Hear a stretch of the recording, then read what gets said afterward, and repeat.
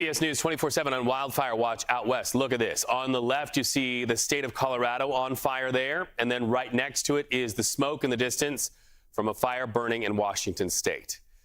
That said, all of the fires taking in all of the oxygen in the news cycle is this one, the Park Fire in Northern California. This fire now burning across 4 counties and jumping to more than 383,000 acres burned so far. It's still going. To put that number into perspective, that is bigger than the entire city of Los Angeles. So because of this, the Park Fire just became the 5th largest and most destructive fire in California history. You can see the top 4 right there. The August Complex Fire right there, 2020, the next one in size. CBS News correspondent Jonathan Vigliotti joins us now live. He is in Chico right now. It looks like you're on the fire lines. Jonathan, what's the very latest?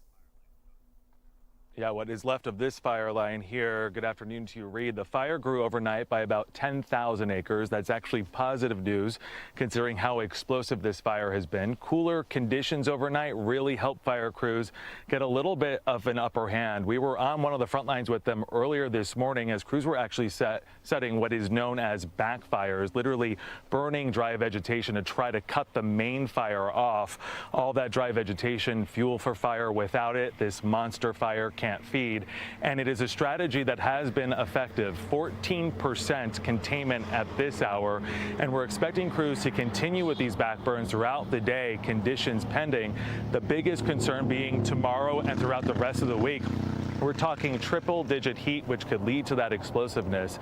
As a result, you've got about 5,000 people, men and women, firefighters here on the ground trying to hold back those flames. They're focused on the northern perimeter where the fire is slowly growing and threatening communities. Overnight, several communities had to be evacuated. We are told it is expected to take several weeks before full containment is reached. There is some good news. As the fire has moved through, some neighborhoods and communities have had that evacuation warning lifted, that mandatory evacuation warning lifted as well. But more than 100 structures, many of them homes, were destroyed. So some people are going to be returning home to sheer destruction, Reid. Yeah, and Jonathan, we've heard in previous days some people are actually living in their RVs not too far from the fire lines. Tell us about the people that you're seeing and how they're handling as they evacuate. That's correct. I mean, in this area, as you know very well, people are used to wildfires, especially with the way that the seasons have gotten. Everyone is on that go alert in the summer and into September and October. There are 10,000 people at the peak that were under that mandatory evacuation. That number is starting to shrink as people are allowed back in.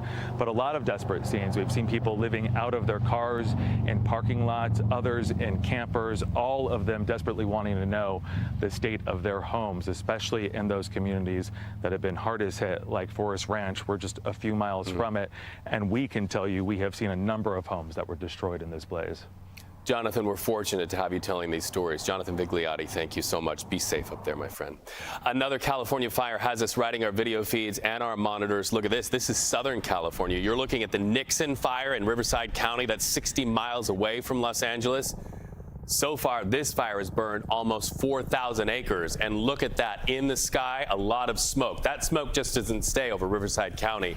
That fire plus the fires burning in Northern California means in the region we've got a smoke problem. Let's talk to Jess about that. Absolutely. Right now, the National Weather Service has issued many air quality alerts all throughout the region of California, stretching its way off into the east, too. Reason being is as that smoke pushes up into the upper level atmosphere and moves off into the east, it's causing issues in communities like Nevada, stretching all the way over into Colorado, too. So let's start off with what the National Weather Service has to say. Right below my feet, you can see all that gray. That's the advisories that the National Weather Service has issued. On top of that, the pink right here is showing dry conditions and windy conditions. Those are red flag warnings that are in effect right now, and we continue to keep a close eye on that as we head into the coming days. I'll have more on the heat off into the Midwest in just a bit, but take a look behind me. Let's talk about that smoke from the Park Fire. This has been very extreme. Now the largest, or the 5th largest fire in California history.